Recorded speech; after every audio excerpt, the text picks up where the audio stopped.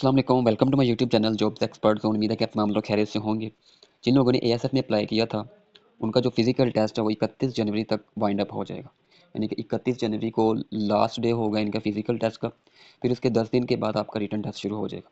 Written test के लिए आपने बहुत ज़्यादा मेहनत करनी है, क्योंकि मेरिट इस दफ़ा बहुत ज़्यादा हाई है। ठीक है, जब तक आप मेरिट पर नंबर नहीं लेंगे तब तक आप अगर टेस्ट पास भी कर लेंगे तो उसका फ़ायदा नहीं होगा।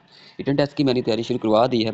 तकरीबन 4 वीडियोस मैंने अपने चैनल पर अपलोड कर दी है। मोस्ट इंपॉर्टेंट रिपीटेड एमसीक्यू है, जो कि पिछले 5 साल आप एएसएफ के पेपर में आ चुके हैं। अगर आप ये एमसीक्यू अच्छे तरीके से याद कर ले तो इंशाल्लाह आपका नाम मेरिट में ज़रूर आएगा।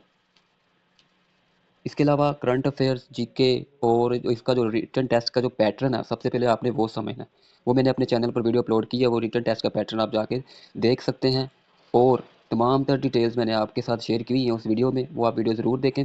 और रिटन टेस्ट की तैयारी के लिए मेरे पे इस चैनल को आपने सब्सक्राइब ज़रूर कर लेना। इंशाल्लाह आपकी तैयारी की ज़िम्मेदारी मेरी है। आपका नाम मेरिट पर आएगा इंशाल्लाह। अल्लाह ताला के फजल करम से आपका जो नाम है वो मेरिट पर आएगा, लेकिन आपने तैयारी अच्छे तरीके से करनी है।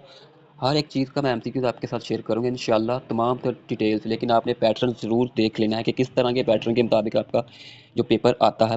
यानी कि इंग्लिश के कितने एमसीक्यूज़ आते हैं, उर्दू के, इस्लामियात के, जीके के, तमाम चीज़ें मैंने उसी वीडियो में आपके साथ शेयर की हुई हैं। वो वीडियो आप देखें, ज़रूर देखें।